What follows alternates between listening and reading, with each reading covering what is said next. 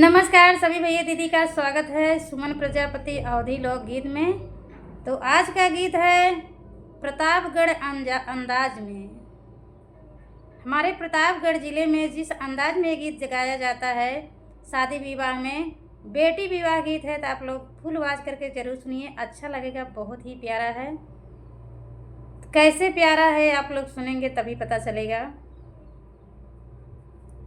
काहे का मोरे बाबा बसवा काटवला, काहे का होनावे ओ हारे जी, काहे का मोरे बाबा बसवा काटवला, काहे का होनावे ओ हारे जी, काहे का छवाया हो, काहे का रोया यसुआ धार जी, काहे का रोया यसुआ धार जी। कितना भी कठोर दिल रहे लेकिन बेटी का विदाई जब होती है तो माँ बाप के आंसू जैसे गंगा बहती हैं वैसे आंसू बहते हैं माँ बाप के। तो वैसे इसमें है, काहे के मोरे बाबा माड़ो छवाया, काहे के रोया यसुआ धार जी, तोहरे ने ली है बेटी बसवा काटवले हो, तोहरे ने ली है ओता ओ हार जी, तोहरे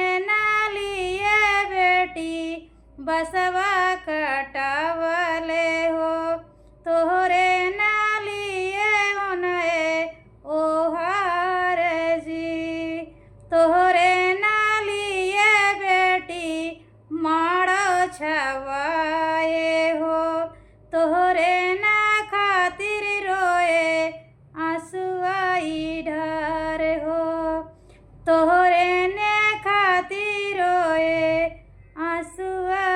धार हो। तो बेटी क्या अपने पापा से कहती है, अपने बाप से, कि जब हम चले जाएंगे तो आप लोग कैसे रहेंगे।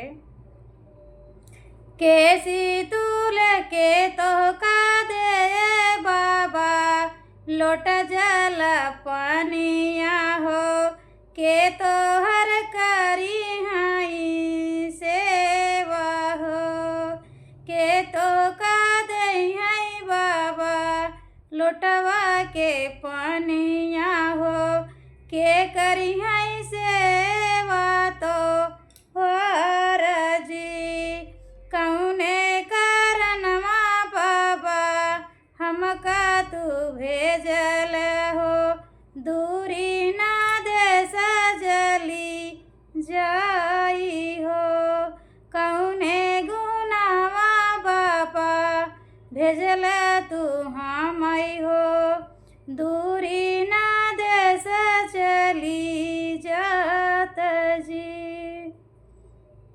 अरे माया ता दई है बेटी लोटवा के पानिया हो, उन्हीं ना करी है सेवा जी, माया तो हार दई है लोटवा के पानिया हो, उन्हीं ना करी आई सेवा जी, दुनिया के रीता हमनी भौले मोरी बेटी हो, यही गुने जात दूरी देश जी, दुनिया का रीतिया ने भाई मोरी बेटी हो, यही गुना भेजे दूरी देश हो।